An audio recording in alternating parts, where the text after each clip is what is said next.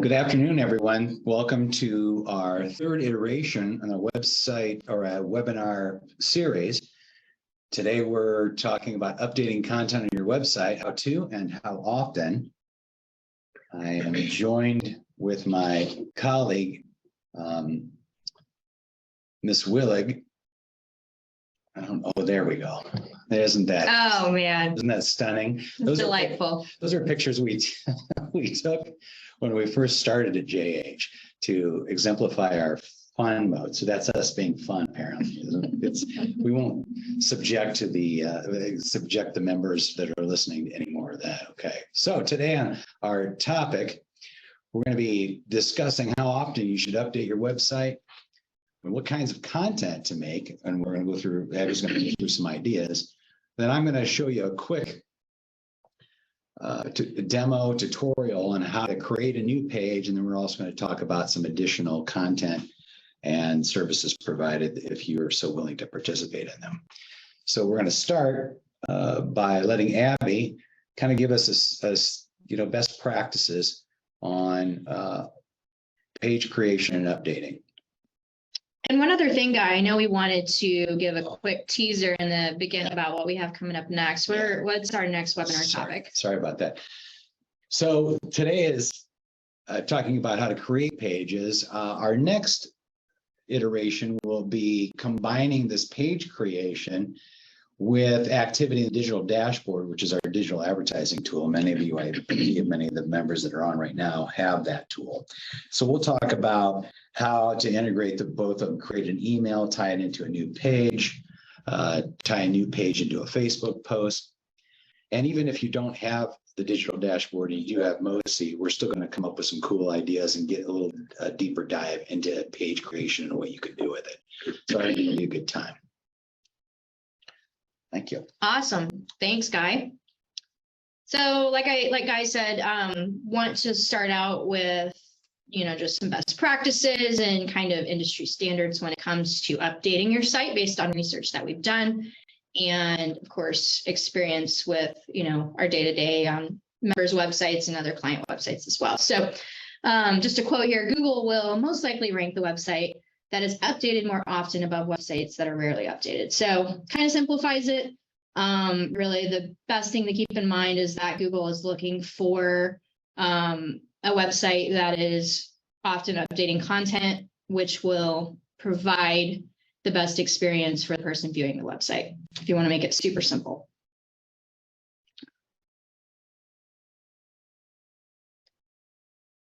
So how often? Post-launch, you want to wait a minimum of 1 month. So the reason for that is you really just want to wait for the dust to settle and for all of those pages to be properly indexed. So you really don't want to make a lot of changes during that first month. Obviously, it's brand new anyway, so people are getting accustomed to it. It gives the customers time to get accustomed to the site. And like I said, for Google to go ahead and index those pages. So wait at least a month until after the dust settles for that launch. The ideal time frame is to update at least monthly. So I know you guys are busy. I know most of your staff usually doesn't involve anyone in marketing, or for most members, typically they don't have a full marketing team. Weekly is preferred. I mean, even daily if you could, but typically that's just not something that's feasible. So even if you could just strive, put it on the calendar to update at least monthly, maybe at the beginning of the month or whenever your promotions start, that would be ideal for Google to at least see that. So as long as you guys are striving for that, 12 times a year, once a month, that's definitely going to help with SEO for Google. And then putting out, just one new piece of content each month will do wonders for your organic traffic and give you something to leverage on social media. So in addition to creating value and creating that organic SEO with Google, you are going to be able to share these pages as well, or share the updates. So it gives you something to talk about on social media, which then you can send back to the website as well. And just getting down to, the simple things, how we can actually get this done. So I try to come up with ways, that are industry standard, but also that you guys are going to be able to use as hardware store members. So, just general updates, minor change to the main content, which would be the very front of the site, having detailed product reviews. So that could be someone from your staff maybe writing a product review of something, that they've used, or maybe even something that you're pulling in from outside sources as well. Maybe articles on how to use your offerings. So, this could go a million different ways for that. Or even just product comparisons. So let's say it's summertime and you want to compare 2 different kind of hoses and, what each one has. That would be a very simple one to do as well. And then more of like the blog newsroom type thing, you could do employee spotlights. I mean, that's going to make, the employee happy. And then it's also going to make, more content being updated on your site, which Google doesn't care what it is as long as it's relevant to your business. Educational articles, industry news, answers to FAQs. So again, you could pull in educational articles from other sites, industry news from other sites, kind of link those, because that is going to help with the backlink piece of that. So Google is looking for that as well. They want to see that you're cooperating and getting along with everybody else out there. So that's absolutely going to be a best practice when it comes to that. And then a how-to for services. So services are huge for most hardware stores. So definitely a cornerstone piece. If you guys do a page for each service, instead of just having all of the services listed on one page, that would be a best practice. I know a lot of them start on one page, but if you could take the time to piece those out and kind of talk about each service, maybe write an educational article, or again, pull in an educational article about a topic. Let's say it's a painting service and you want to pull in some articles about that, or industry news about the topic. So, industry news around painting, or let's say you have a new product that you would like to feature that's related to painting, then you could put that on that page as well.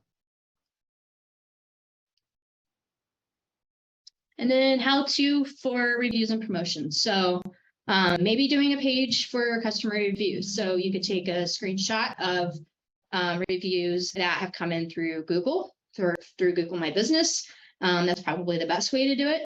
A lot of members are getting reviews that way. If you have another review service, you could use that as well. You could put that in as a feed. But I mean, if you really just want to keep it simple, copying and pasting or taking a screenshot and putting that on the page could be just a full review page, because people do want to know what other people are thinking about the store. And then highlighting new products and promotions. So that's huge. I mean, you want to make sure that people know what your latest promotions are. Maybe even having like a featured promotions area. So you could have like a page that would show, what's going on that month, maybe some products that you recommend. It doesn't even have to be anything that's on promotion. It could just be something that you want to feature for that month. So we do have blurbs that support that on the front of the site, but this is just taking it one step further. And then of course, we always recommend on those blurbs, having those closer to the top, because people want to see what's on sale or what you're going to feature on your site. So hopefully those tips helped you guys. What we want to do next is go into a full overview of how to actually create and update a page with Guy. Thanks, Abby. All right. So this is the under the assumption that you all have a mostly admin user account and that you're member admin. So we start by logging into your account, and then hopefully you'll be able to see some of these menu items on the left-hand side. If you if you only see one or two, then that's a problem. You need to get a hold of me. We need to make sure. But this pages option menu, you click on that pages option to create a new page, hit that red button at the right-hand side for new. And this is a WYSIWYG.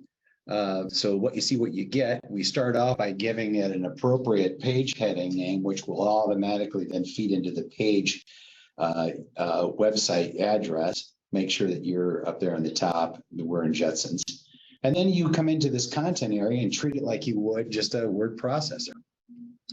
I'm going to grab a image. So I'm going to go to a product and on the website, I'm going to right click and save image as, and I'm just going to save this image to the desktop.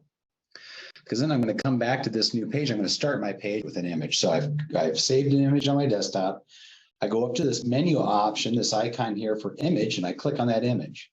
It allows me to choose that file. You could click it and hit open or double click. I double clicked on that image on my desktop, and then boom, it pops in here. It's pretty big. So I can click on that image, and then I can go down to the corner here, this little corner piece. And when I see that arrow, I can swing it in here real far and make it much smaller.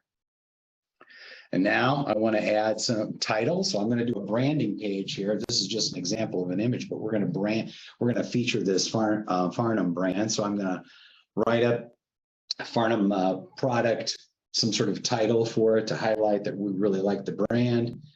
And then I'm highlighting this whole, just like you would in a word processor, I'm going to highlight this whole thing. I'm going to go back up to this menu item up here, and I'm going to click this paragraph icon. It allows me to put different headers in here. So I just picked a header to make it bigger. It coincides with your color scheme on your website. And now I'm going to go to the next line, make a smaller header, and just start typing in information. Now I'm just going to write a sentence in here, but you could start writing all kinds of information about the product or your special area of expertise and how it relates. And then embedded in this, I'm going to highlight this last word here and make it a link to the product page on my site. So I'm going to double click on that here. I'm going to go back up to that menu item piece and find the link icon up there on that nav bar, that menu bar. And I'm going to click on that. It allows me then to place a URL or a web page. Well, what web page I'm going to get? I'm going to go back to that page, highlight and copy that whole address up there in the web page, up in the address, and I'm going to paste it here. And then you click insert, and boom, now what you have is you've got an image, a title, some text, and a place for them to go to reference the product. So this is a very simple page, but you put all the elements of the page together here real quickly. You can replicate it. I'm just writing some more text here. You can add more. You could replicate this whole thing. You could add another image and talk about another product. I'm checking everything to make sure. Then now that I have all that done, I look at the page name. You can see it's automatically put a page name in for you. I'll put some key page keywords in here that traditionally have been used to help Google. They're not as vital now, but I go ahead and put them in anyway. So I would pick actual keywords or topic words from the text that you were writing in, put them in here. And then on your page description, when you do a Google search and you see a link and then you see a description underneath, this is what's going to be there. So you want to spend some time making sure as succinctly as possible, you're enticing people to go to that page. You're giving them the information that they need to know real quickly. Much better than what I'm writing here, but you know, that whole idea. And then you save that page. And then you go back and you hit that little eye icon, and then it actually pulls the page up in your actual web page environment. So it says jetsonshardware.com, and you can click on that link to test it. Boom, it pulls up that product page.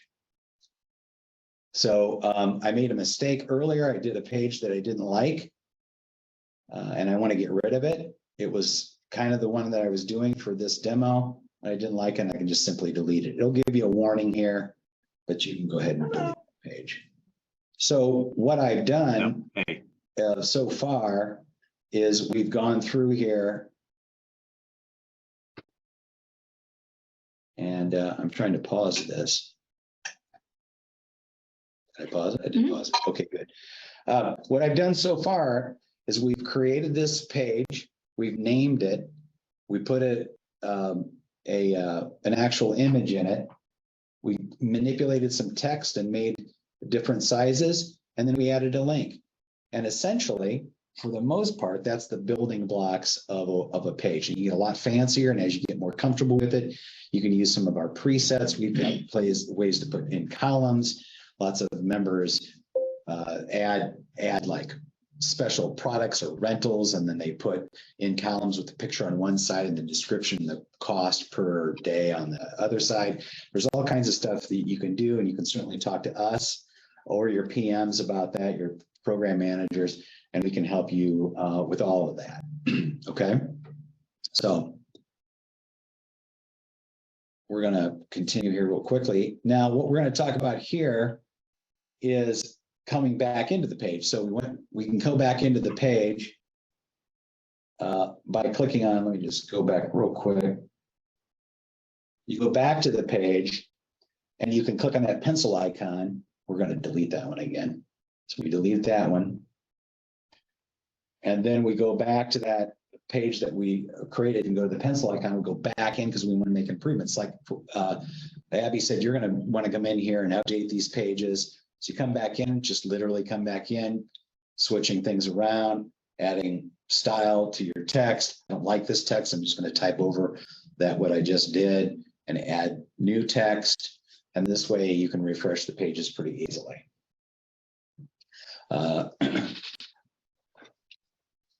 What we're going to talk about in more depth next week is I'm going to touch on it right here. I'll give you a little hint. We can actually, there's another component here. It's the same exercise that you, in order to make these pages accessible from social posts within Digital Dashboard, we're simply going to re-practice. We're going to upload that same image into this little open graph, give it a brief description. And that allows the systems, both MOSI and Digital Dashboard, to talk to each other so that you can easily import a really nice looking social post in Facebook or add this to an email. And we'll talk about that more in detail. You don't have to worry about that right now, but we'll talk about that more in detail the next iteration. Okay, so we've talked about how to do one from scratch, but if you're saying, okay, that was real fast, I wouldn't be comfortable doing that. What can we do on this particular piece? Well, we can, right here, I'm sorry, real quick, you can actually deactivate this page. So you could continue to work on it without it being public. Once you make the page active, it is viewable by the public, but you can see there are some inactives. You see those no's right here. You can still work and update those pages and make changes to them. And then when you're ready, you can go back in and click yes to that, and then they'll be viewable by everybody. But right now, that page is not viewable by the public because I deactivated it. That's probably important because as you're messing around and experimenting. Okay, so you need some more help. We've got example pages, and I can put these in your MOSI admin. I can drop them right in per your request when you email me back or text chat with me online or call me. And then this is like a pre-formatted page, similar, nicer done than the one I just did, but it gives you a little fancier piece. It gives you a call to action. So instead of just having that here word that we did, the click here to go, you can actually have a nice button that allows you to go in and edit it. So instead of that, I just posted that, remember that page that I went to, that brand page, and then I didn't like the call to actions generic, and I changed the text on that. Check it out. And now when they click on this, that'll go back to that brand page with all the product on it. I can just highlight all this, just this template gobbledygook, and I can put in all of my text that I want to put in. It's already pre-formatted for me. So these are popular even with us, because some developers and some junior developers here at the place, well, they'll make us a nice template page that we can go crazy on. And so this page just allows you to be able to freely go in there and add, change stuff. And if you mess it up, it's no big deal. You never have to freak out about it because it's not the end of the world. I can always give you a brand new one. And then, you know, I'm making grammatically incorrect statements here on the heading. And then this is an image holder. It's a placeholder. You can't really do too much with that. But when I get out of this, you'll see that the cursor is blinking right before it. And, and then when that cursor is blinking right before, you can do just what we talked about before. You go up to that image icon up here on the command bar. You choose your file and you upload that image like we did before. Then you can resize it. just like we did before. And that's neat. I clicked on this little image and then I delete that image. So boom, we're right back to where we started. Only this you can see is even nicer than the one we had because we had this nice checkout. You'll have to change the name of that up there. I'm going to include instructions with these examples. I'll include a page when we send it out to you that are real simple instructions. And then you'll have to make sure that page name right there with the red dot is also corresponding with the page at the top. And I'll give you examples for that. Okay.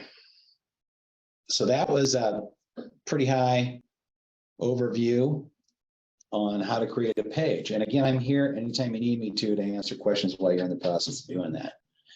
We're going to turn it over to any questions. Griff, I don't know if we've had any questions so far from anybody on chat.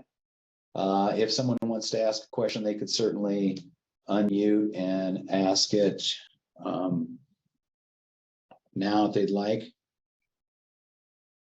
Also, this is recorded, so. Yeah, it's recorded. We're going to have it on our webinar page. We'll include in a return email to you guys. So there's going to be not only the instructional videos for all that we went over, but also these webinars and then also other resources and references. Okay. No questions. We really appreciate your time. Look forward to the next time we can connect, and we'll be sending out invitations for that and also follow up from this with all the resources and any additional questions or answers you may have during that time, and all of our contact information, which is right here. I hope you have a good remainder of the week and a good weekend. Take care, everyone.